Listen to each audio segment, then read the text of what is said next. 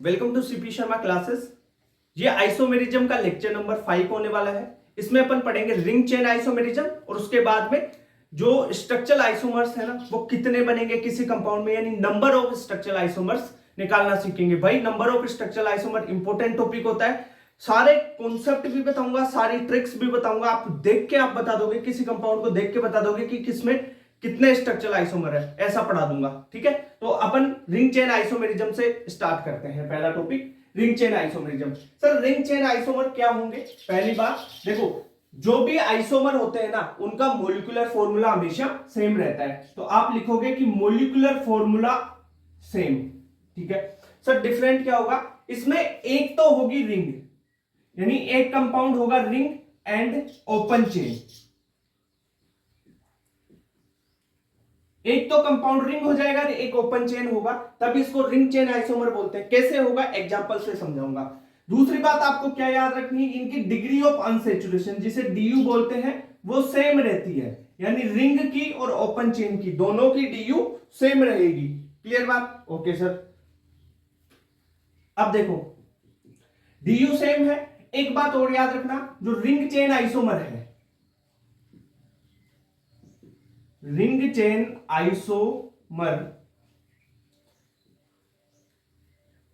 Can show functional group isomerism, यानी जो functional group isomer होते हैं ना आइसोमेरिज्म, ये रिंग चेन आइसोमर होते हैं ना वो फंक्शनल ग्रुप आइसोमेरिज्म शो कर देते हैं। पर अपन प्रायोरिटी ऑर्डर के बेसिस पे लिखते हैं तो रिंग चेन को ज्यादा प्रायोरिटी देते हैं फंक्शनल ग्रुप से। भाई एक रिंग है दूसरी चेन है, इनको आपस में डिफरेंट फंक्शनल ग्रुप कंसीडर कर लिया जाता है और इनको फंक्शनल ग्रुप आइसोमेरिज्म की तरह यूज किया जाता है। ओके देखो सर एग्जांपल से समझाओ। इसके लिए आपको डिग्री ऑफ अनसैचुरेशन आनी चाहिए।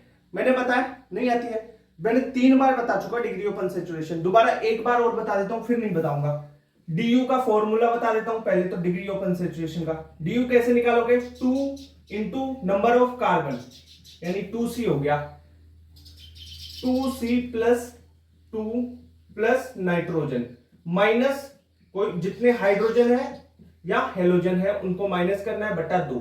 ये तो हो गया फॉर्मूला, इससे निकाल लो। या आप देखो डीयू कैसे निकालोगे, अगर डबल बॉन्ड है, डबल बॉन्ड की होती है 1 डीयू, ट्रिपल बॉन्ड है, ट्रिपल बॉन्ड के लिए होगी 2 डीयू, यानी सिंपल सी बात है एक पाई बॉन्ड के लिए 1 डीयू होती है। और एक अगर रिंग आ जाए, एक रिंग आ जाए उसकी होती है 1 डीयू। क्लियर बात? Okay sir. जैसे मैं एग्जांपल लिखता हूं आप समझो, CH3 CH2 CH double bond CH2। ठीक है, वैलेंसी पूरी है हाइड्रोजन कार्बन।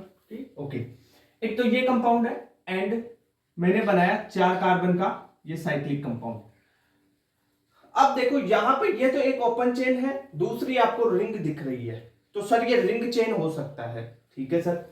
अब देखो मोलिकुलर फॉर्मूला क्या सेम है, इसका हो गया C4 और हाइड्रोजन कितने हैं देखो, 3 ये और 2 ये 6 और 2 8, तो C4H8 ये होगी इसका मोलिकुलर फॉर्मूला।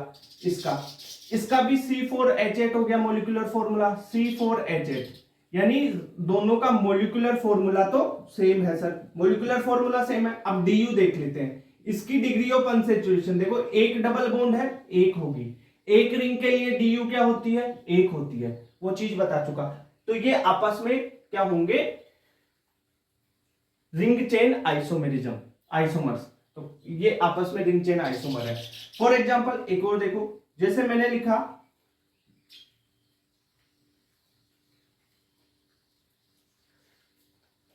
और मैंने यहां पे एक डबल बॉन्ड बना दिया एंड ये कंपाउंड बना दिया, आपको इसको बताना है क्या ये शो करता है। एक एग्जांपल और है,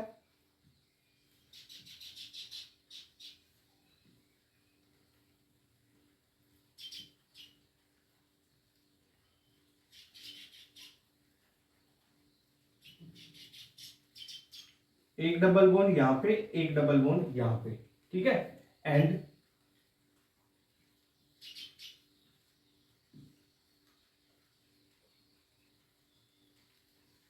ये कंपाउंड है। अब बताना है आपको, चलो एक रख लेते हैं इसको बताना है। अब बताओ पहला वाला क्या शो करेगा रिंग चेन आइसोमर। देखो sir molecular formula 1 2 3 4 5 carbon, 1 2 3 4 5 carbon, सही है। मोलिकुलर फॉर्मूला सेम आ गया, मोलिकुलर फॉर्मूला सेम है। अब डिग्री ऑफ कंसंट्रेशन देखो, इसकी क्या है 1 डी है, डी इसकी 1 है, और इसकी डी क्या होगी, इसकी डी भी 1 होगी। एक रिंग है, यहाँ पे एक डबल बॉन्ड है, ठीक है सर। तो ये रिंग चेन आइसोमर होंगे। नेक्स्ट क्वेश्चन में देखो, इसमें देखो एक डबल बॉन्ड ये, एक डबल बॉन्ड ये, एक डबल बॉन्ड के लिए एक डी तो दो डबल बॉन्ड है, दो के लिए दो डी, ठीक है। तो इसकी डी क्या हो जाएगी, डी हो गई 2। क्लियर बात। मोलिकुलर फॉर्मूला दोनों का सेम है इनका C6। अब देखो इसकी डी देखो, एक तो हो गई रिंग की, एक डी रिंग की, एक डी डबल बॉन्ड की, तो इसकी डी भी कितनी हो गई, इसकी डी भी कितनी हो गई 2 हो गई। तो ये आपस में रिंग चेन आइसोमर्स कहलाएंगे। क्लियर बात। Okay sir. तो देखो रिंग चेन आइसोमर में आपको बिल्कुल सिंपल चीज है, एक तो रिंग मिलेगी, एक ओपन चेन मिलेगी, काम हो जाएगा। क्लियर बात। ओके और आगे देखो,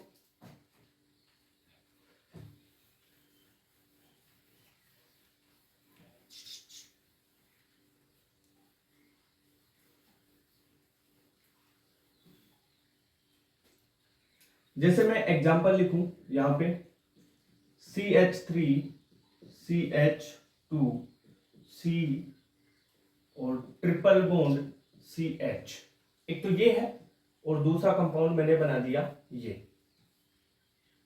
अब बताओ इसको बताओ, एक एग्जांपल और लो, यहां पे ट्रिपल बॉन्ड बना दिया मैंने, ओके, एक के डबल बॉन्ड। अब बताओ इसको,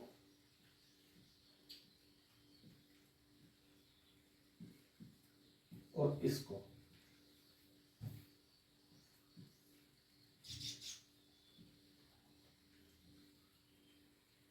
ये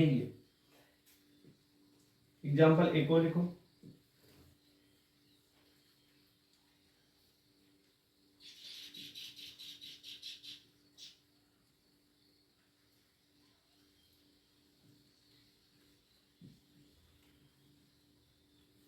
इनको बताओ। इसमें देख लो मोलिकुलर फॉर्मूला दोनों का 4 कार्बन है, हाइड्रोजन भी आपके कितने हो जाएंगे 6 हाइड्रोजन हो जाएंगे, इसमें भी 4 कार्बन और 6 हाइड्रोजन, सही है। मोलिकुलर फॉर्मूला सेम है। अब देखो डिग्री ऑफ अनसैचुरेशन, डीयू इसकी कितनी है, डीयू है इसकी 2, इसकी डीयू कितनी होगी, इसकी डीयू देखो यहाँ पे, इसके लिए एक तो रिंग की और एक डबल बॉन्ड है, तो इसकी डीयू हो जाएगी 2। समझ में आएगी डीयू 2। ओके तो आपस में ये क्या हो जाएंगे, दे show chain ring chain isomerism. Okay यहाँ पे देखो मोलिकुलर फॉर्मूला इसका और इसका सेम है। अब मोलिकुलर फॉर्मूला सेम है तो डीयू चेक कर लो, इसकी देखो डबल बॉन्ड के लिए एक डीयू, ट्रिपल बॉन्ड की 2 डीयू, यानी 1 + 2 कितनी डीयू हो गई, 3 हो गई इसकी डीयू। इसके लिए डीयू देखो, एक तो रिंग की और 2 है डबल बॉन्ड, तो 2 ये, तो इसकी भी कितनी हो गई 1 + 2 यानी 3 हो गई, 3 डीयू। तो ये भी आपस में रिंग जो रिंग चेन आइसोमर है वो होंगे। यहां पे इस क्वेश्चन को देखो, इस क्वेश्चन में देखो डीयू कितनी है, इसकी डिग्री ऑफ अनसैचुरेशन 0 है, और यहां पे डीयू कितनी है, डीयू है 1, तो ये आपस में रिंग चेन आइसोमर नहीं होंगे। क्लियर बात। तो ये रिंग चेन आइसोमरिज्म समझ में आई। ये तो बिल्कुल सिंपल चीज है रिंग चेन आइसोमर। कैसे देख लो, एक रिंग मिलेगी एक चेन मिलेगी, आपको डीयू देखनी है, सीधा डीयू देखो काम हो जाएगा, ठीक है। क्लियर बात। अब चलो मैं जो आपके नंबर ऑफ स्ट्रक्चरल आइसोमर्स हैं वो कैसे काउंट करते हैं उस पर, ठीक है। तो नोट कर लो एक बात इसको। अब देखो, अब आराम से समझो, टॉपिक है total number of structural isomer, ठीक है। ये देख लो, टॉपिक लिख लो पहले, टॉपिक है total number of structural isomers, यानी उनमें पोजीशन भी हो सकता है, चेन आइसोमर भी हो सकता है, फंक्शनल भी हो सकते हैं, मेटामर भी हो सकते हैं। टोटल निकालने अपने को, तो सर कैसे निकालेंगे वो बताओ। देखो आ जाओ, सबसे पहले एक क्वेश्चन से चालू करते हैं अपन, C4H10 से, ठीक है। मान लो एक कार्बन है, एक कार्बन का तो होगा ही नहीं कोई आइसोमर, एक कार्बन के लिए नहीं होगा। अगर मान लो 2 कार्बन ले लिए मैंने, तो 2 कार्बन का भी नहीं बन सकता। 3 कार्बन लिए तो 3 कार्बन में क्या चेंज करोगे? कुछ चेंज नहीं कर पा रहे यहां तक तो, ठीक है ना, चेन बन रहा है, इसमें कोई चेन वगैरह चेंज नहीं हो रही कार्बन की, तो ऐसा है। इसलिए C4H10 से शुरू करते हैं। देखो धीरे धीरे सारी चीज समझ में आ जाएगी, इसके बहुत से एग्जांपल कराऊंगा, बहुत से शॉर्ट ट्रिक भी बताऊंगा, कॉन्सेप्ट भी बताऊंगा, सब कुछ चीज बताऊंगा इसके लिए मैं, है ना।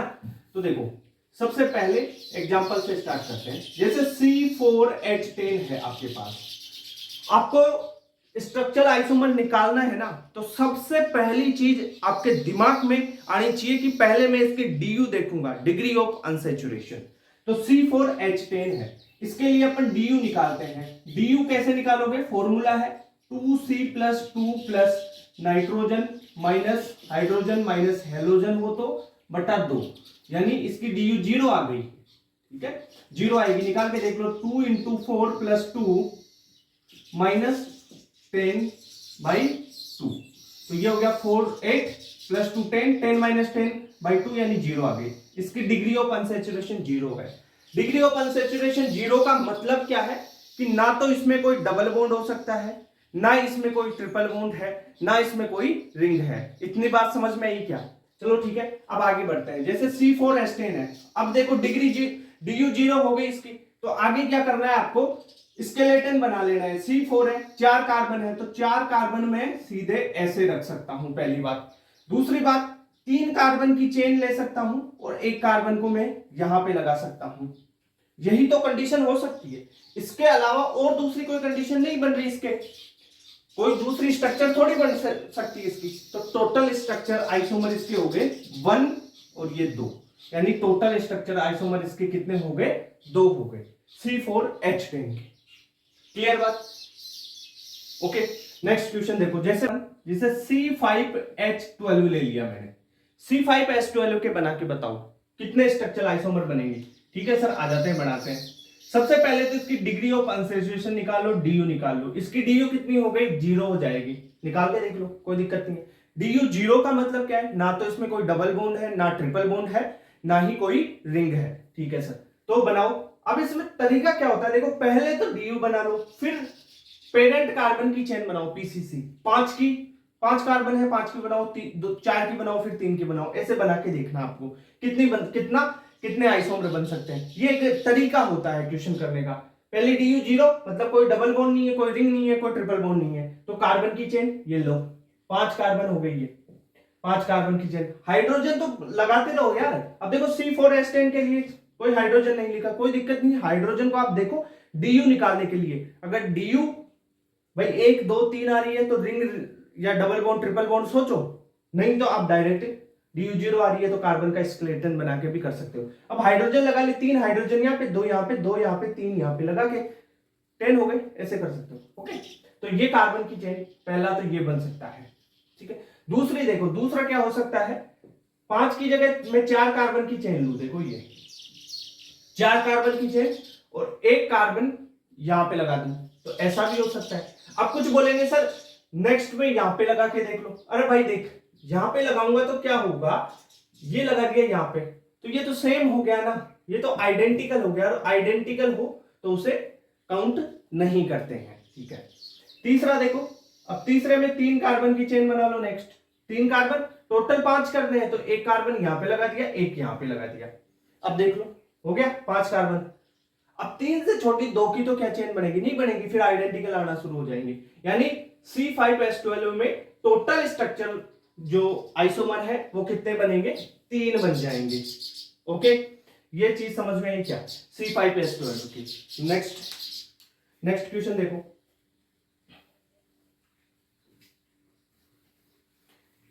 पहले आपको क्वेश्चन करते हुए ध्यान रखना, डिग्री ऑफ अनसैचुरेशन सोल्व करोगे, DU देखोगे, फिर DU के बेसिस पे आप देखोगे कोई डबल बॉन्ड आ रहा है, नहीं आ रहा है, कोई दिक्कत नहीं है, फिर आप स्ट्रक्चर बना लोगे ऐसे। अब देखो, जैसे मैं एक एग्जांपल लूं, C6H14 का ले लेता हूं मैं। C6H14 यानी 6 कार्बन की चेन, देखो 1 2 3 4 5 और ये 6। DU 0 है भाई, करके देख ले, DU क्या हो जाएगी? 0 हो जाएगी इसकी। अब बना लो, पहला 6 कार्बन की चेन बना ली एक, दूसरा 5 कार्बन की चेन से देख लूं मैं, ये 5 कार्बन ऐसे लगा दिए, एक कार्बन मैंने यहां पे लगा दिया। अब क्या कर सकता हूं, एक कार्बन में यहां पे भी तो लगा सकता हूं, यहां पे एक कार्बन और लगा सकता हूं, यानी देखो 5 कार्बन की चेन में, ये 5 कार्बन की चेन है आपकी, और एक कार्बन मैंने इस जगह लगा दिया, पहले यहां पे लगाया था, अब यहां पे लगा दिया। अब यहां पे लगाओगे ना तो इसके जैसा हो जाएगा, देखो यहां पे कार्बन लगाओगे एक, तो कैसा हो जाएगा, इसके जैसा हो जाएगा, ठीक है, तो ये आइडेंटिकल हो जाएगा फिर। तो ये 3 तो ये हो गए। चौथा, 5 कार्बन की चेन थी, अब 4 की बना के देख लो, और ये 4 कार्बन की चेन है। अब इस 4 कार्बन की चेन में देखो यहां पे एक कार्बन और यहां पे एक कार्बन लगा लो, ये चेन हो गई। नेक्स्ट और भी कर सकते हो, कैसे देखो,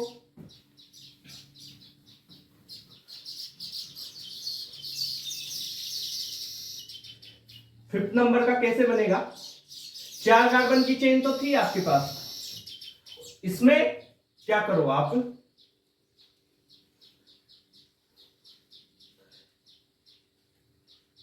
अगर मैं क्या करूं, एक कार्बन यहां पे लगाता हूं, एक कार्बन यहां पे लगाता हूं, तो देखो देखा बन गया क्या,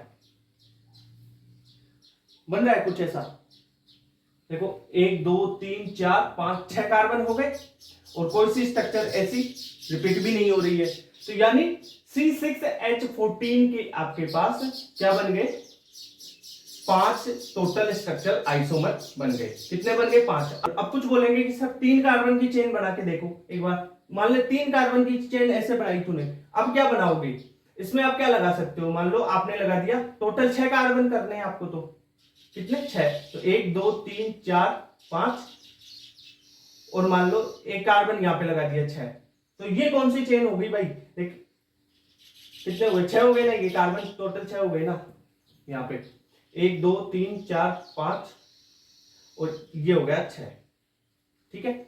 अब देख, अब ये कौन से कार्बन की चेन होगी, ये 5 कार्बन की चेन बन गई, 5 की देखो ऐसी वाली चेन बन गई, तो ये आइडेंटिकल आने लग गए अब, तो ये ऐसे ही होगा आपको बना, फिर आगे बना के देखोगे ना, 3 के बाद में और दूसरा कहीं पे भी लगा के देखो, आइडेंटिकल आने लग जाएंगे आइसोमर, तो ठीक है, तो इसके टोटल कितने हो गए, 5। अब मैं आपको एक कॉन्सेप्ट बता देता हूं, जिससे जितने भी एल्केन है ना, एनसीईआरटी में दे रखे हैं वो, और 10 तक के, जो एक ट्रिक के बेसिस पे आपको सीधा देख के आंसर लगा दोगे, जैसे C6H14 आपको दिखा, अब डायरेक्ट आंसर लिखोगे, कैसे लिखोगे ये बताता हूं अब आपको।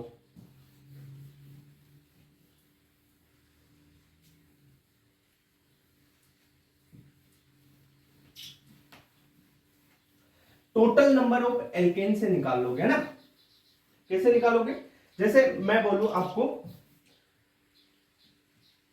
एल्केन, एल्केन और total number of structural isomer, कैसे लिखोगे, जैसे एक कार्बन है, अगर कार्बन एक है यानी CH4 है, एक कार्बन के लिए एक ही आइसोमर होगा, जैसे C2H6 है, ठीक है, 2 कार्बन है, 2 के लिए भी कार्बन कितने हो गए, 2 कार्बन, 2 कार्बन के लिए भी एक ही होगा, ठीक है, आइसोमर। जैसे मैंने लिखा C3, मैंने लिख दिया C3 हो गया C3H8, C3H8 के लिए भी क्या हो जाएगा, एक ही आइसोमर होगा। C4 यानी 4 कार्बन होगा, तो C4H10 होगा, और C4H10 के लिए कितने आइसोमर बनेंगे, टोटल 2 स्ट्रक्चरल आइसोमर बनेंगे। जैसे 5 कार्बन की चेन ले ली मैंने, तो 5 कार्बन यानी C5H12 एल्केन हो गया, C5H12 आ जाए तो हमेशा इसके लिए कितने टोटल आइसोमर बनेंगे, 3 बनेंगे, ठीक है। और आगे देखते हैं अपन, यहां पे लिख देता हूं एल्केन, और ये total number of structural isomer, आपको ये ध्यान याद कर लो, अभी याद करने का तरीका बताऊंगा कैसे याद करना है। अगर आपके पास कार्बन कितने हैं, 6 कार्बन है, तो C6H14, अभी बना के भी बताए थे मैंने, इनके बना के नहीं बताए थे क्या, C4H10 के बना के बताए थे, 2 बने थे, कैसे बने थे, C5H12 के 3 बने थे, है ना, अभी बना के बताए थे ना, वो तो है कॉन्सेप्ट, ये है ट्रिक, ठीक है। C6H14 के बनेंगे टोटल 5, ठीक है। अगर मैं C7 ले लूं तो C7H16 के टोटल स्ट्रक्चर आइसोमर बनते हैं 9, ठीक है। जैसे C8 कार्बन 8 हो तो C8 हो गया H18, C8H18 के लिए आपके टोटल स्ट्रक्चर आइसोमर बनते हैं 18, ठीक है। अगर 9 कार्बन ले लूं C9H20, C9H20 एल्केन है तो इसके लिए बनेंगे टोटल 35 स्ट्रक्चरल आइसोमर। अब अगर आपको क्वेश्चन C9H20 दे तो आप 35 स्ट्रक्चर्स ड्रॉ करोगे यार, तो उससे बढ़िया है कि ये चीज याद कर लो, ठीक है। जो एनसीईआरटी में दे रखा है वो तो आपको 6 तक ही दे रखा है, शायद 6 तक, और एक C10 वाला 10 वाला 10 कार्बन का। जैसे 10 कार्बन आ गए तो 10 कार्बन C10H22, और इसके लिए टोटल स्ट्रक्चर आइसोमर होते हैं 75। अगर 75 स्ट्रक्चर बनाने लग गए तो आधा घंटा लग जाएगा, तो क्वेश्चन सोल्व ही नहीं होगा। एनसीईआरटी में दे रखा है ये C10 वाला, ठीक है, एनसीईआरटी टोटल 75 स्ट्रक्चरल आइसोमर बनते हैं इसके, क्लियर है। तो आप इसको कैसे याद रखो, देखो 1 carbon 2 carbon 3 carbon 4 carbon 5 carbon 10 तक है, तो आप एक नंबर की तरह याद रख लो इसको। देखो कैसे याद रखोगे, 3 तक तो 1 1 है, ठीक है, फिर 2 3 विषम संख्या, देखो 2 फिर 3 आ जाओ, विषम पे आ जाओ, 2 और 3 कितने होते हैं 5, ठीक है, 2 और 3 5, 5 और 4 9, ठीक है, फिर 5 4 9, 9 दूनी 18, ठीक है, 18 दूना 36 होता है, 36 होता है, तो 36 से एक कम 35 याद रख लो, 35 दूना 70 होता है, तो 75 याद रख लो। ऐसे कुछ ऐसा याद रह जाएगा, यानी 9 इंटू 2, ठीक है, 18 दूना इंटू 2 36, 35 दूना 70, 70 की जगह 75 याद कर लो। वहां पे लमसम होगा 75 35 ऐसे दे रखा होगा तो 75 देख लो वहां पे भाई, 10 पे दुगना दुगना चल रहा है ये, है ना, तो ऐसे याद कर लेना। 3 बार 1 1 1, C3 तक तो 3 तक तो भाई होगा ही नहीं ना, एक ही आइसोमर खुद ही स्ट्रक्चर होगी खुद की।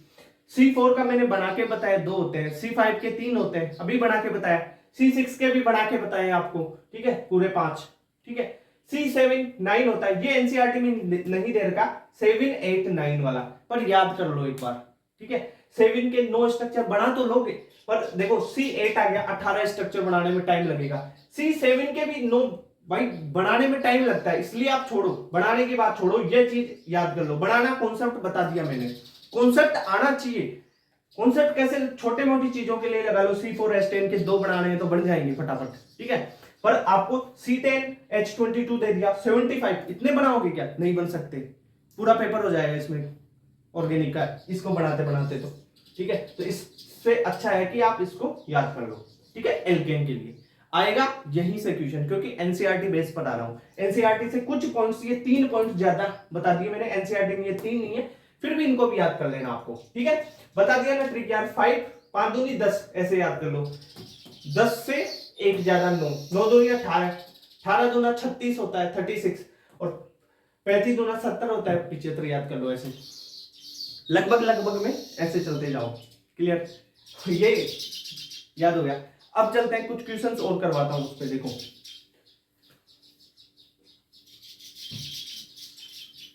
अब देखो एग्जांपल से समझोगे, जैसे मैंने लिया एक एग्जांपल, देखो C4H8, अब इसके बनाओ।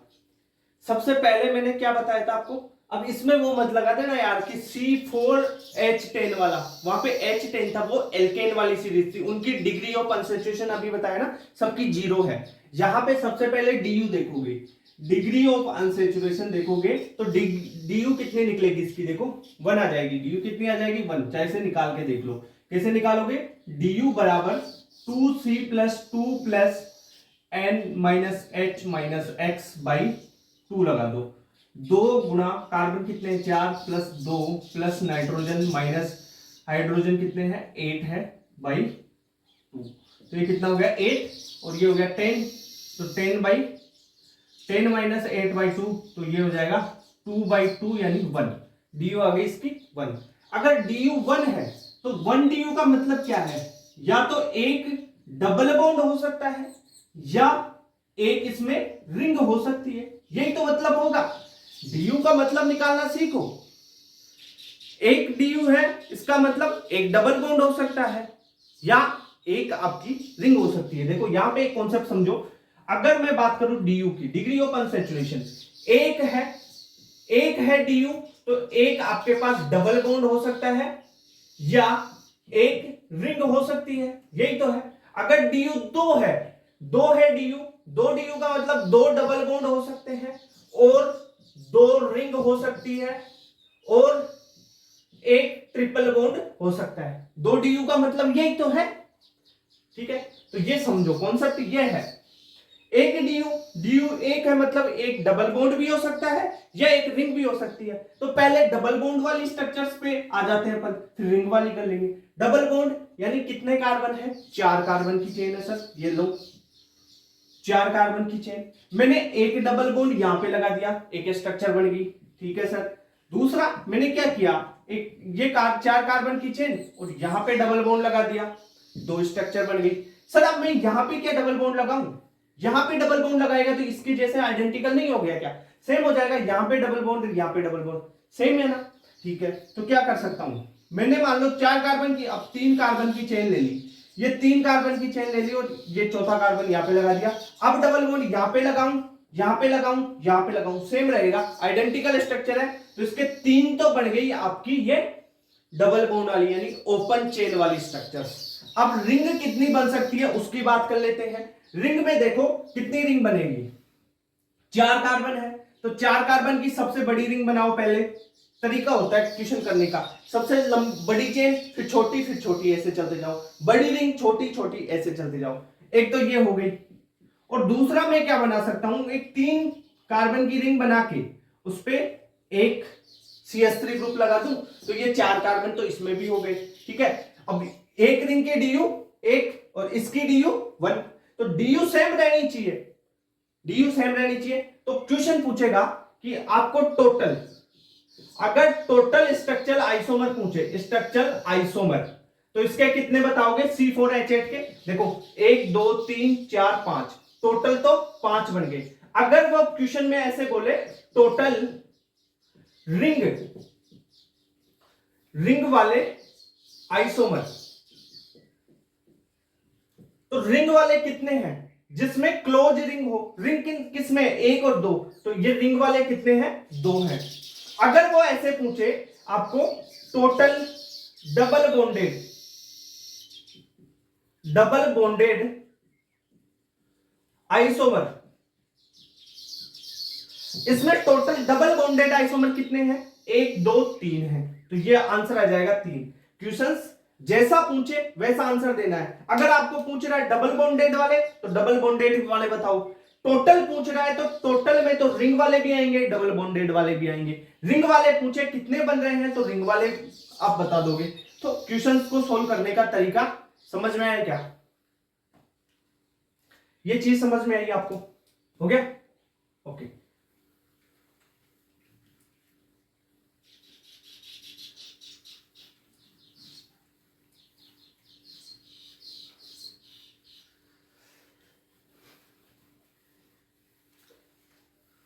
धीरे धीरे चीजें समझ में आ जाएगी अभी आपको।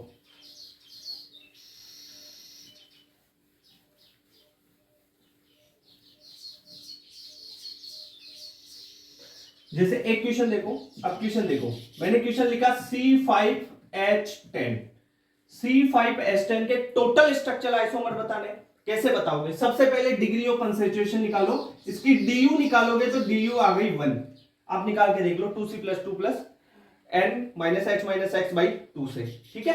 तो इसकी DU 1 है, DU 1 का मतलब है या तो इसमें एक डबल बॉन्ड हो सकता है या इसमें एक रिंग हो सकती है, यही तो मतलब निकलेगा। क्लियर बात, ओके सर। तो C5H10 की DU है 1 है तो या तो एक डबल बॉन्ड आएगा कहीं पे या एक रिंग वाले स्ट्रक्चर बनेगी। अब सबसे पहले डबल बॉन्ड वाली स्ट्रक्चर्स बना लेते हैं। देखो डबल बॉन्ड वाली कौन कौन सी बनती है, 5 कार्बन की, देखो 5 कार्बन की चेन बना लो पहले, सबसे पहले एक 5 कार्बन की अपन ने चेन बना ली। अब इसमें डबल बॉन्ड कहां कहां लगा सकता हूं सर, मैं यहां पे डबल बॉन्ड लगा दिया, एक पहले स्ट्रक्चर ये बन गई। दूसरा मैं क्या कर सकता हूं, इसी चेन में 5 कार्बन की इसी चेन में एक डबल बॉन्ड यहां पे भी लगा सकता हूं। हाँ सर सेम सही है। अगर अब और डबल बॉन्ड आप लगाना चाहो, मान लो डबल बॉन्ड यहां पे लगाओगे ये है तो सेम आइडेंटिकल ही तो हो गया। अगली वाली स्ट्रक्चर आप ऐसी बनाओ, 5 कार्बन की बना के चेन, उसमें यहां पे डबल बॉन्ड लगाओगे तो भाई ऐसे ही तो आ जाएगी। अगर यहां पे डबल बॉन्ड लगाओगे तो ये वाली स्ट्रक्चर बन जाएगी। ठीक है सर, इतनी होगी। तो अब 4 कार्बन पे आ जाओ, तो 5 की बाद में 4 कार्बन की चेन बना लिया और एक CH3 मैंने यहां पे लगा दिया। ठीक है, अब डबल बॉन्ड लगाऊं सर, मैं डबल बॉन्ड या तो यहां पे लगा सकता हूं। ठीक है सर, लगा लिया। तीसरा, फोर्थ नंबर मैं क्या कर सकता हूं, वही आपकी कितने कार्बन की चेन थी, 4 कार्बन की चेन, एक एक कार्बन। अगर मैं डबल बॉन्ड यहां पर लगाता हूं, यहां पर, तो देखो इसके जैसा ही हो गया ना, सेम हो गया, तो ये तो नहीं होगा आइडेंटिकल, तो मैं डबल बॉन्ड यहां पे लगा सकता हूं। ठीक है, तो ये डिफरेंट हो गया। और क्या कर सकता हूं मैं, मान लो 4 कार्बन की चेन है और डबल बॉन्ड यहां पे लगा दूं तो भी अलग होगी, डिफरेंट है। तो 5 तो ये बन गए। अब और क्या कर सकता हूं मैं, 4 कार्बन की चेन हो के अलावा 3 की बनाऊं तो फिर तो आइडेंटिकल बनने लग जाएंगे। तो इतने हो गए इसके। अब देखो 3 की बना के देख लो ना आप भाई, क्यों वो कर रहे हो, ये कार्बन यहाँ पे, ये कार्बन यहाँ पे, अगर डबल बॉन्ड कहां पे लगाऊंगा, यहाँ पे लगाऊंगा क्या। अब 5 हो गए इसके बॉन्ड, तो ये स्ट्रक्चर नहीं बनेगी। ठीक है, तो ऐसे नहीं बनानी है भाई स्ट्रक्चर्स। ठीक है, कार्बन की 5 वैलेंसी कर दिया तुमने तो ऐसा नहीं होगा। अब देखो ये तो हो गए डबल बॉन्ड वाले। अब आ जाओ रिंग वाले। रिंग वाले, रिंग में देख लो वही डीयू कितनी थी, 1 डीयू रखनी है, यानी एक रिंग बन सकती है। तो एक तो 5 की रिंग बना दो, 5 कार्बन की एक रिंग ये बन गई। दूसरी क्या कर लो, 4 कार्बन की एक रिंग बना के उस पे एक CH3 ग्रुप लगा दो, ये हो गया। एक तो ये हो गई, दूसरी ये हो गई। तीसरा क्या कर सकते हो आप, ये 3 कार्बन की एक चेन बना लो, रिंग बना लो और इस पे 2 कार्बन लगा दो, यानी C2H5 कर दो इसको। तरीका है, तरीका क्या, बड़ी फिर छोटी फिर छोटी, और फिर इसमें भी 2 कार्बन पहले एक चेन के रूप में। फिर अपन क्या कर सकते हैं, ये जो 2 कार्बन लगाए ना उनको ऐसे भी CH3 और CH3 के रूप में भी लगा सकता हूं, एक ये बन गया। ठीक है, फिफ्थ में बना सकता हूं क्या, अगर मैं ऐसा करूं, एक कार्बन की चेन यहां पे और एक कार्बन की चेन में यहां पे लगा दूं, देखो यहां पे, तो भी तो है डीयू, इसकी भी एक है, पूरे 5 कार्बन हो गए। देखो 1 2 3 4 5 कार्बन, इसमें भी 5 कार्बन, 3 और 2 5। ठीक है, तो टोटल देखो रिंग वाली टोटल कितनी बन गई, 5, डबल बॉन्ड वाली 5। तो इसके C5H10 के टोटल स्ट्रक्चर आइसोमर कितने बने, टोटल बने, यहां पे लिख देता हूं, टोटल 10 बन गए, 5 वाले रिंग फॉर्मेट से और 5 वाले डबल बॉन्ड के। अब आपको क्वेश्चन इतना लेंथी नहीं आएगा, क्वेश्चन क्या पूछेगा, वो क्वेश्चन बोलेगा कि C5H10 के रिंग वाले कितने बनेंगे, रिंग वाले टोटल स्ट्रक्चरल आइसोमर बताओ, तो 5। ऐसे रिंग डीयू चेक करो, डीयू एक आ रही है तो एक वाली रिंग बनेगी, एक रिंग बनेगी, तो ऐसे रिंग बना लो। अगर वो बोले डबल बॉन्डेड वाले चेक कराओ, डबल बॉन्डेड वाले बना दो। क्लियर बात, तो इतनी चीज समझ में आई क्या आपको। डीयू एक का मतलब एक डबल बॉन्ड या एक रिंग। ओके, ये हो गया, तब कर दूं, आगे चले। ठीक है, जस्ट करें।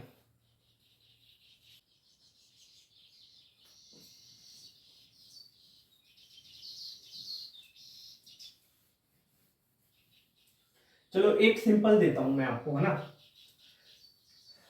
उसके बना के बताना टोटल, बिल्कुल सिंपल क्वेश्चन दे रहा हूं।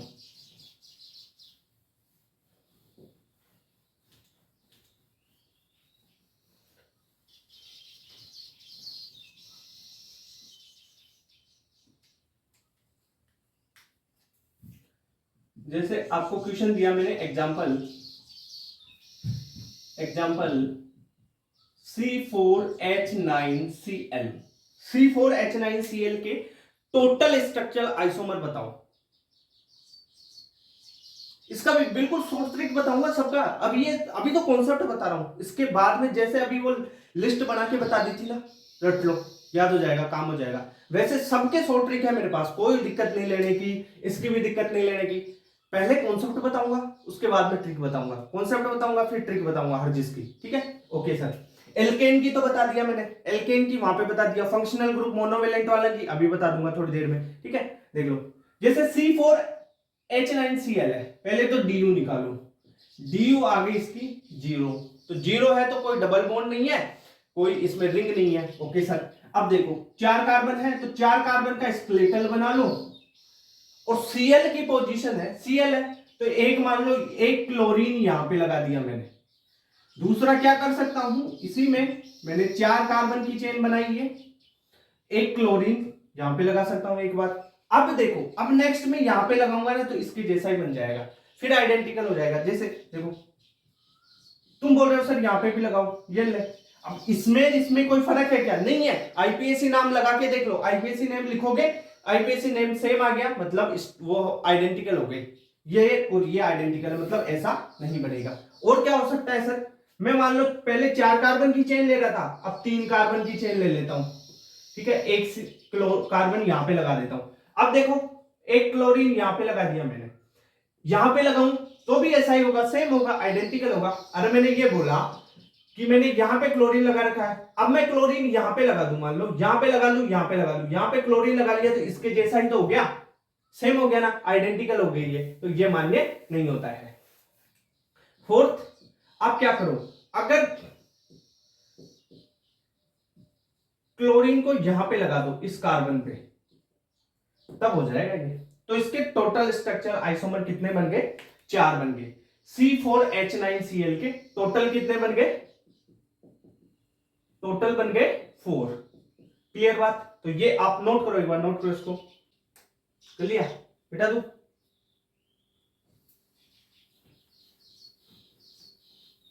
अब बताना है आपको C4H6 के, मान लो मैंने दिया, थोड़ा लेवल बढ़ाएंगे यार धीरे धीरे, है ना। तो क्वेश्चन देता हूं मैं, लिखो C4H6 के टोटल एग्जांपल, C4H6 के टोटल स्ट्रक्चर आइसोमर बताने हैं, कितने बनेंगे। सबसे पहला वही स्टेप, आपको DU निकालनी है, तो डिग्री ऑफ अनसैचुरेशन DU निकालोगे तो इसकी कितनी आ जाएगी? C4H6 8 10 6 4 2, इसका मतलब DU आ गई 2। ठीक है कैसे किया? देखिए DU का मतलब ही क्या होता है कि कितने H2 मॉलिक्यूल्स कम है एल्केन से, DU आ गई 2। ठीक है, कैसे निकाला भाई? देख सिंपल, एल्केन से कितने कम H2 मॉलिक्यूल है, डायरेक्ट ऐसे निकाल सकते हैं। मेन कॉन्सेप्ट DU में बताया था उसका, या तू कॉन्सेप्ट याद नहीं है, फॉर्मूला लगा ले। ठीक है, 2C+2 plus n minus h minus x by 2। ठीक है, वो फॉर्मूला लगा ले। कैसे लगाया मैंने? DU बराबर 2C+2 plus n minus h minus x बटा 2 निकाल ले। 2 गुणा कार्बन कितने हैं? 4 है, प्लस 2 माइनस हाइड्रोजन कितने हैं? 6 बटा 2। 4 दूनी 8 और 2 10, 10 में से 6 गए तो 4 बटा 2, यानी आपकी DU आ गई 2। ऐसे कर ले। या देख C4H10 बनती है एल्केन, C4H10 किसने H2 कम है, कितने H2 कम है? 2 H2 कम है, यानी C4H6 है, हाइड्रोजन 6 है, 10 होने के लिए H2 कितने कम है, यानी 2 H2 लेंगे, यानी 4 हाइड्रोजन ले लोगे, तब हो जाएगा। वैसे छोड़, वो चीज समझ में नहीं आ रही, समझ गया जाओ, बढ़िया है कॉन्सेप्ट। जिसको नहीं आई वो DU का पहले लेक्चर देख लो, पहले लेक्चर में बता रखा है शुरू में DU बारे में। और वो भी नहीं आता है, ये फॉर्मूला है DU निकालने का, इससे कर लो। ठीक है, 2-3 कॉन्सेप्ट बता दिया। अब देखो C4H6 के 2 DU आई है। अब 2 DU का मतलब क्या है, इसका मीन्स लिखना सीखो। मतलब है 2 DU यानी 2 डबल बॉन्ड हो सकते हैं, एक ट्रिपल बॉन्ड हो सकता है। देखो क्या क्या कंडीशंस हो सकती है। पहली कंडीशंस मैं बताता हूं, 2 डबल बॉन्ड हो सकते हैं। दूसरी कंडीशन, किसी कंपाउंड में एक ट्रिपल बॉन्ड हो सकता है। तीसरी कंडीशन क्या हो सकता है, एक तो डबल बॉन्ड प्लस एक हो सकती है रिंग, या क्या हो सकता है दोनों ही रिंग हो, 2 रिंग, क्योंकि 2 रिंग की DU भी, एक रिंग की 1 DU तो 2 रिंग की 2 DU। ठीक है, तो ये कंडीशंस बन सकती है भाई। तो पहले शुरू की कंडीशन से देख लो, डबल बॉन्ड वाली कंडीशंस पे। ठीक है, कंपाउंड क्या था? C4H6, यानी कार्बन का स्केलेटन बनाओ, 4 कार्बन थे, ये 4 कार्बन, 2 डबल बॉन्ड लगाना है, एक मान लो यहां पे लगा दिया मैंने, दूसरा डबल बॉन्ड यहां पे लगा दिया, एक कंपाउंड ये बन गया। दूसरा मैं क्या करूं, वही 4 कार्बन का स्केलेटन ले लिया। अब देखो एक डबल बॉन्ड यहां पे लगा दिया, एक यहां पे लगा दिया, दोनों है कि नहीं अलग अलग, बस दो ही बन सकती है ऐसी तो डबल बॉन्ड वाली पॉसिबिलिटी। और क्या हो सकता है थर्ड में, देखो तीसरा क्या हो सकता है कि ट्रिपल बॉन्ड वाली कंडीशन देखते हैं, क्योंकि डबल बॉन्ड तो और इसके अलावा और कुछ तो हो नहीं सकता। आप बोलो कि सर 3 कार्बन की चेन बना ले, हम ऐसे 3 की चेन बनाए और फिर डबल बॉन्ड लगाए। अब लगा डबल बॉन्ड, लगा, कितने कार्बन पे कितने बॉन्ड हो गए टोटल 5, तो ये वैलिड ही नहीं होगा, यानी ऐसा नहीं हो सकता है। क्लियर बात? ओके।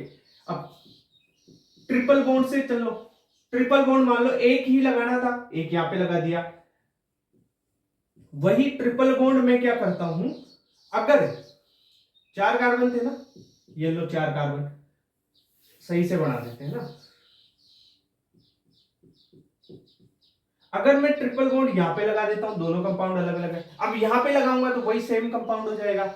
और वही अगर मैं ये करता हूं, इसमें डबल बॉन्ड में 5 कंपाउंड 5 बॉन्ड हो रहे हैं, तो ऐसे में अगर 3 की रिंग बना के ट्रिपल बॉन्ड बनाता हूं तो 7 बॉन्ड हो गए कार्बन के, तो ऐसा हो नहीं सकता। क्लियर बात? तो 4 बन गए। अब मैं देखूं एक रिंग और एक पाई बॉन्ड वाले कंपाउंड बनाऊं, जैसे अब 5वां, अब रिंग आ जाए ना, तो वही अपन को शुरू क्या करना होता है मैक्सिमम कार्बन से, कि चेन मैक्सिमम कार्बन की रिंग। ठीक है, तो 4 कार्बन है तो 4 कार्बन की रिंग ये हो गई, और एक लग गया इसमें डबल बॉन्ड, ऐसा हो सकता है। 6वें नंबर पे मैं क्या कर सकता हूं, मैं ऐसे बना सकता हूं, 3 कार्बन की रिंग बना ली मैंने, मान लो ये, ठीक है, और एक कार्बन यहां पे लगा दिया CH3, तो गए 4 कार्बन, और एक लगा दिया यहाँ पे डबल बॉन्ड। ये वाली तीसरी वाली कंडीशंस बता रहा हूं ये, है ना। अब देखो 7वें नंबर पे मैं क्या कर सकता हूं, मान लो ये 3 कार्बन की जो चेन थी, 3 कार्बन की जो रिंग थी, इसको ले लिया मैंने। अब 3 कार्बन की रिंग में मैं क्या कर सकता हूं, डबल बॉन्ड एक तो, और देखो पहले मैंने क्या किया, जो यहां पे CH3 लगाया था, अब की बार यहां पे CH3 लगाता हूं, देखो यहां पे इस डबल बॉन्ड के जस्ट पास में, पहले डबल बॉन्ड से इतनी दूर, यहां पे दूर था, एक कार्बन दूर था, ठीक है, तो दोनों स्ट्रक्चर अलग अलग है। और क्या हो सकता है, अगर मैं बनाना चाहूं तो ऐसा भी तो बना सकता हूं, मान लो एक तो रिंग बना दिया, ये एक आपका CH3 ग्रुप लगा दिया, और डबल बॉन्ड यहां पे लगा दूं तो भी सही है। इसे ये भी कंपाउंड है भाई साहब, ये भी है, ये भी है, तीनों डिफरेंट कंपाउंड है, समझ में आई?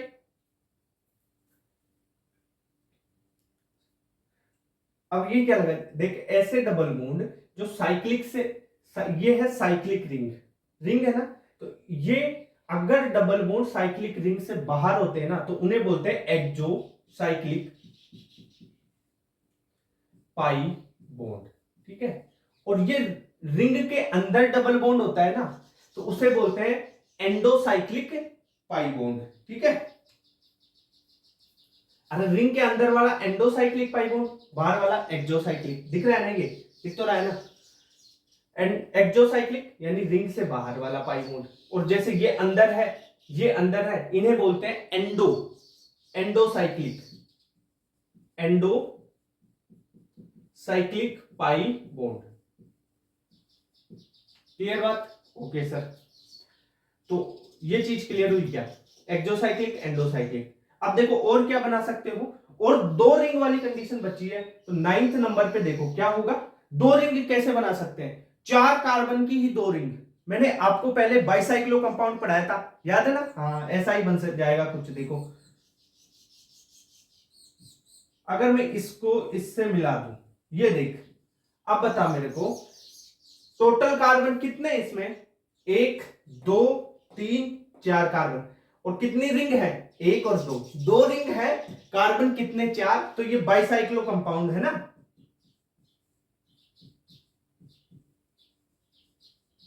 ये बाइसाइक्लो कंपाउंड है, तो इसका आंसर क्या होगा, C4H6 में टोटल स्ट्रक्चरल आइसोमर कितने बने, C4H6 में टोटल बने 9। तो यहां पे आंसर लिख देता हूं मैं, आंसर टोटल बन गए 9। अब वो क्वेश्चन में आपको अगर ऐसे पूछे कि ये बताओ ट्रिपल बॉन्डेड C4H6 में, C4H6 में triple bonded total structural isomer बताओ, ट्रिपल बॉन्डेड, तो कितने होंगे? 2, क्योंकि ट्रिपल बॉन्ड वाले तो 2 ही हैं।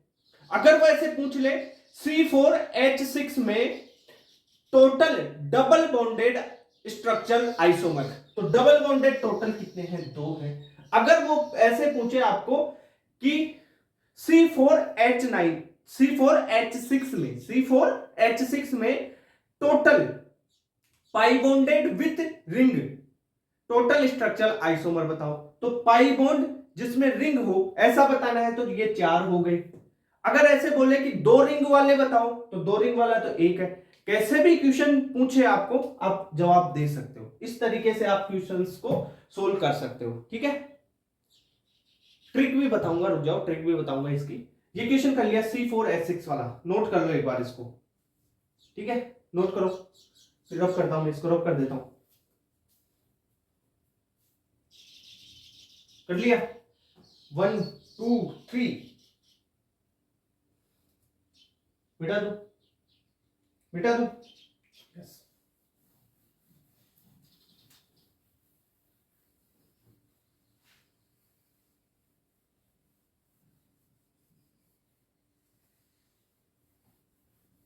थोड़ा सा बढ़ाते हैं लेवल क्वेश्चंस का, है ना, थोड़ा सा आप करते हैं।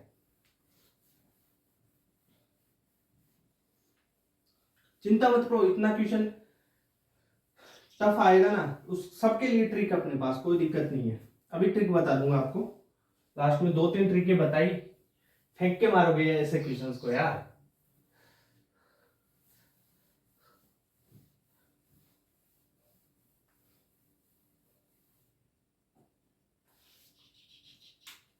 देखो अच्छा क्वेश्चन है, करो एक बार, फिर ट्रिक भी बता दूंगा।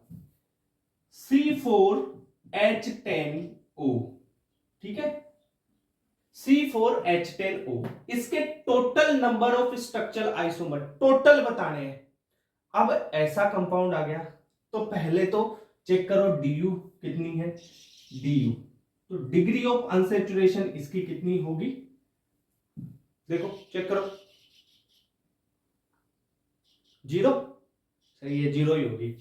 तो डिग्री ऑफ अनसैचुरेशन 0 है सर, कोई दिक्कत नहीं है। पर सर यहां पे एक चीज और आ गई, यहां पे मेरे को दिख रहा है ये ऑक्सीजन, ये ऑक्सीजन आ गया। अब किसी कंपाउंड में ऑक्सीजन आ जाए और DU 0 हो, तब क्या क्या कंडीशन हो सकती है? या तो वो OH के रूप में मिल जाए आपको, या वो ईथर के रूप में मिल जाए, यानी वो अल्कोहल भी हो सकता है या ईथर भी हो सकता है। यही तो पॉसिबिलिटी बनती है इसकी, ठीक है सर, ये पॉसिबिलिटी बन सकती है। तो आपको अब स्ट्रक्चरल आइसोमर ऐसे बना के देखने पड़ेंगे। ऑक्सीजन आ गया, अगर ऑक्सीजन हो और DU आपको मान लो 1 हो, तो मतलब एक डबल बॉन्ड होगा, तब वहां पे कीटोन या एल्डिहाइड सोच लोगे आप।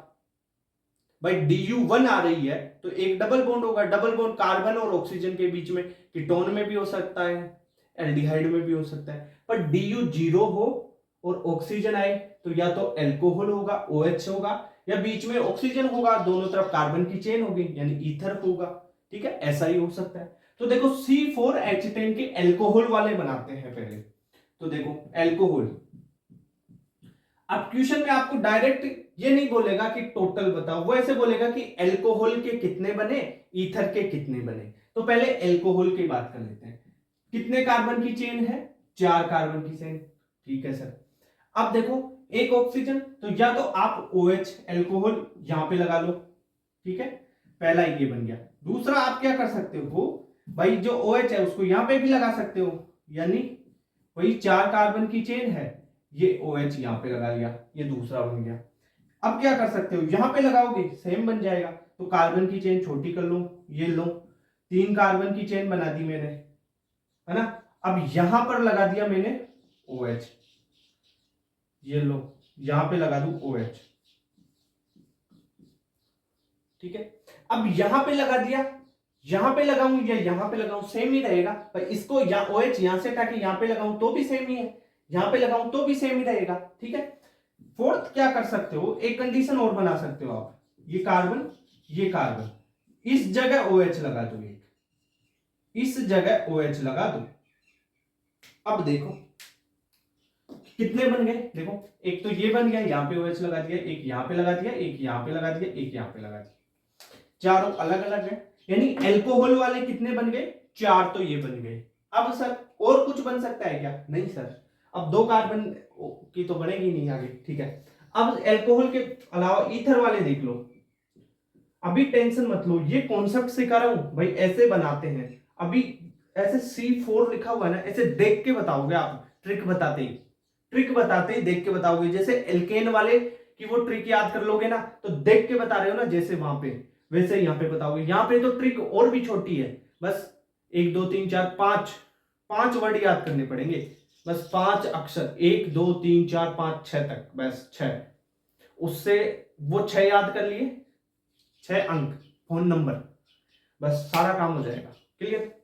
अब देखो ईथर वाले देखो, मैं क्या कर सकता हूं, 1 2 4 कार्बन है, तो मैं ऐसे कर सकता हूं ना भाई, 3 कार्बन की चेन एक साइड में रख दूं और 1 कार्बन एक साइड में रख दूं, हो गया, ऐसा कर सकता हूं। अब क्या मॉडिफाई कर सकता हूं मैं इसमें, भाई इस 3 कार्बन की चेन को कुछ और तरीके से लिख सकता हूं क्या, हाँ ऐसे लिख सकता हूं, देखो कार्बन, ये कार्बन, इससे ऑक्सीजन, ये कार्बन, ये कार्बन, ऐसा लिख सकता हूं। सर हो सकता है सर, ऐसा भी हो सकता है, क्लियर बात। यानी मैंने क्या किया, या ऐसे लिख ले, वही बात है। अरे इसको हटा के यहाँ पे लिखेगा, सेम ही तो है, ठीक है। और क्या कर सकता हूं, ऐसा भी तो लिख सकता हूं, अगर 2 कार्बन की चेन यहां पे लूं, बीच में ऑक्सीजन, और 2 कार्बन की चेन ये कर लूं, तो देखो ऐसा हो सकता है, ठीक है सर, हाँ सर हो सकता है ऐसा। तो टोटल कितने हो गए, ये टोटल हो गए 3। इसके अलावा और कोई मॉडिफिकेशन नहीं कर पाओगे इसमें, नहीं नहीं, और कुछ तो होगा ही नहीं। अब देख लो ये कितने बन गए थे, एल्कोहल वाले 4, ईथर वाले 3, तो टोटल पूछे, टोटल तो आपके पास 7 हो गए। और एल्कोहल वाले पूछे आपको, ऐसे बोल दे कि C4H10O में टोटल एल्कोहल के कितने स्ट्रक्चरल आइसोमर बनेंगे, तो ये 4 बनेंगे, ठीक है। अगर पूछे C4H10O में टोटल ईथर के कितने, total number of structural isomer बनेंगे ईथर के, तो आप बोलोगे वहां पे 3। ये बात क्लियर हुई या नहीं हुई, ये चीज बता दो आप, होगी। इसके बाद में एक चलो ट्रिक बता देता हूं, एक छोटी सी ट्रिक है, वो देख लो, फिर और ट्रिक, 3 ट्रिक है बस, 3 से पूरी स्ट्रक्चर खत्म कर देंगे अपन। एक छोटी सी ट्रिक है, उससे क्वेश्चंस को दोबारा भी करवा दूंगा और ट्रिक भी बता देता हूं, ठीक है।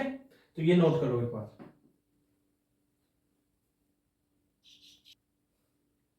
बेटा दो, ठीक है सर।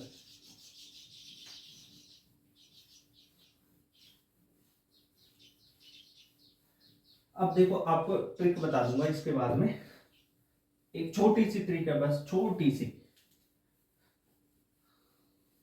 वो ट्रिक याद रखोगे, सारे फंक्शनल ग्रुप वगैरह ये इसके आइसोमेरिज्म हो जाएगी आपकी क्लियर, ठीक है।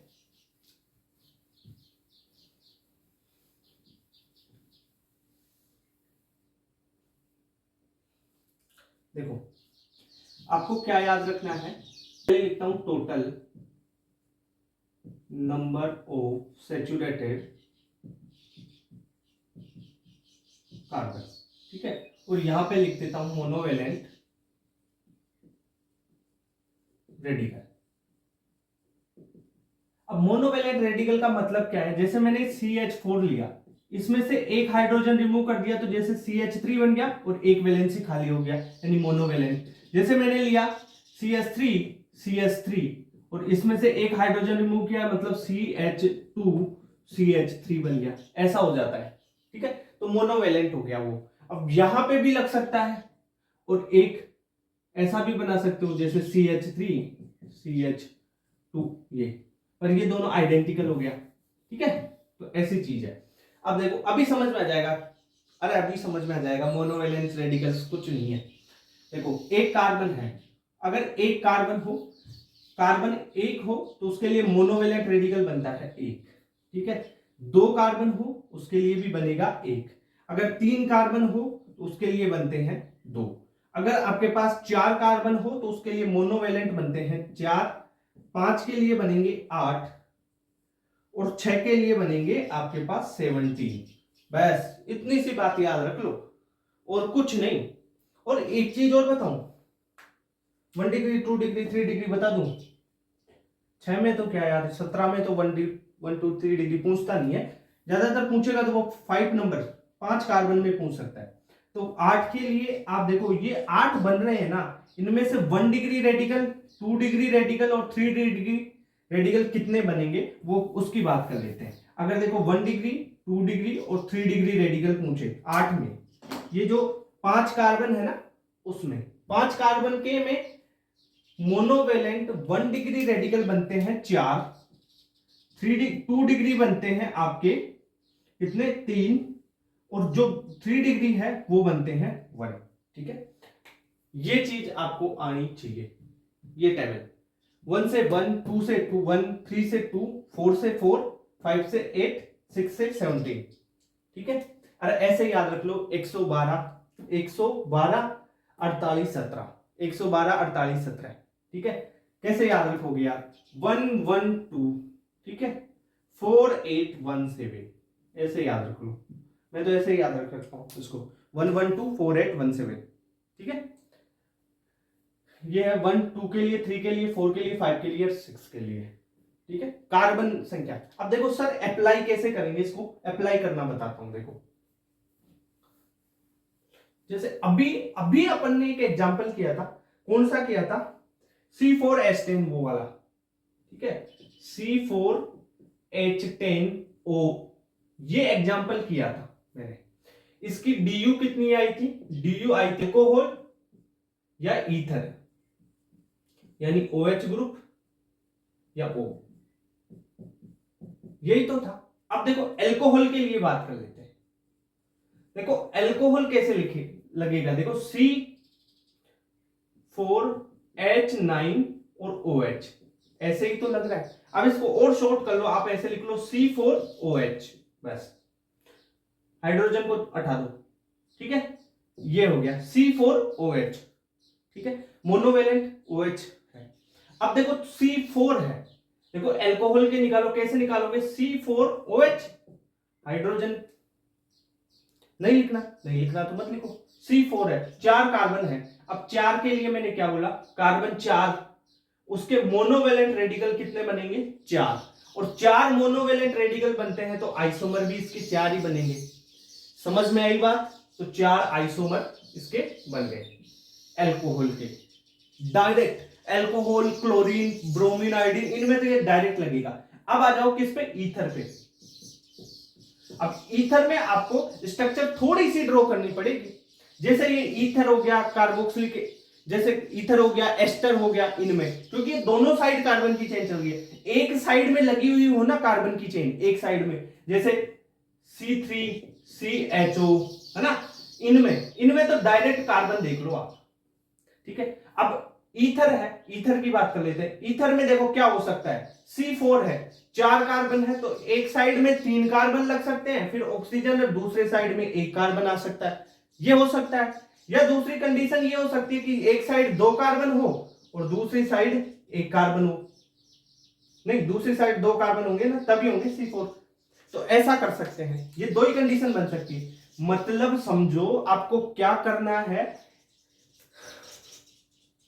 अगर अल्कोहल, एल्डिहाइड ऐसे ग्रुप आए तो कार्बन देख लो, ईथर वाला, एस्टर वाला, ऐसा जो बीच में है उसमें आप देखो कि ये लगा के आप कितने कार्बन है टोटल, उनको कैसे कैसे बांट सकते हो, कैसे कैसे बांट सकते हो। 3 इसको इधर इधर दिए, 1 इधर रख दिया, 2 इधर दे दिए, 2 इधर दे दिया, ऐसा ही हो सकता है। अब देख लो, अब आपकी टेबल पे आ जाओ।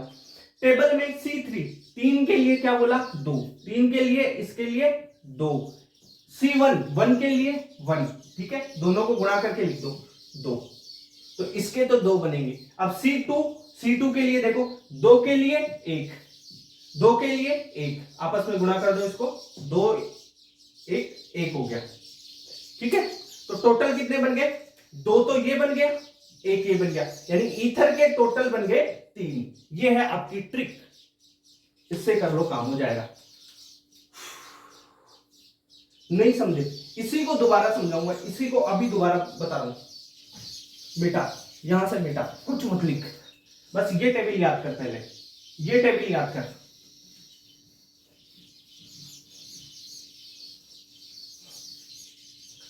ये टेबल याद रख, ये टेबल याद रख। याद हो गई? 1 के लिए 1, 2 के लिए 1, 3 के लिए 2, 4 के लिए 4, 5 के लिए 8, 6 के लिए 17। 1 1 2 1 3 2 4 4 5 8 6 17। ठीक है, कैसे याद रखोगे? 1 1 2 4 8 1 7, 1 1 2 4 8 1 7। ठीक है, 1 1 2 4 8 1 7, 6 कार्बन तक है, बस इसमें सारा काम हो जाएगा। अब देखो मैंने अभी एग्जांपल लिया, उसको एक बार और समझाता हूं, फिर दूसरे एग्जांपल और समझाऊंगा। देखो C4H10O, पहले DU निकालो, DU आ गई थी इसकी 2 DU, बताओ DU 2 थी क्या इसकी? नहीं, 0 थी इसकी DU। C4H10 है ना, तो DU कितनी थी इसकी? 0 आ गई। अब देखो DU 0 है और यहां पे एक क्या है? ऑक्सीजन है। तो एक ऑक्सीजन है, तो एक ऑक्सीजन का मतलब क्या हुआ भाई? ऑक्सीजन एक है तो या तो अल्कोहल या आपके पास ईथर, यही कंडीशन हो सकती है।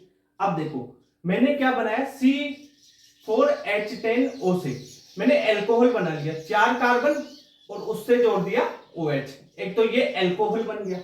ईथर कैसे बना सकता हूं? ईथर के लिए मुझे क्या क्या कंडीशन करनी पड़ेगी भाई? O है, O के एक साइड में 3 कार्बन लगा दूं, दूसरे साइड में 1 कार्बन लगा दूं। O के एक साइड में 2 कार्बन लगा दूं, दूसरे साइड में भी 2 कार्बन लगा दूं, यानी 4 कार्बन हो गए। अब मेरी ट्रिक काम आएगी मेरे को, क्या? 4 के लिए मोनोवेलेंट रेडिकल बनते हैं 4, तो 4 के लिए कितने बने? 4, तो आइसोमर भी कितने हो गए? 4। तो इस अल्कोहल के कितने आइसोमर बने?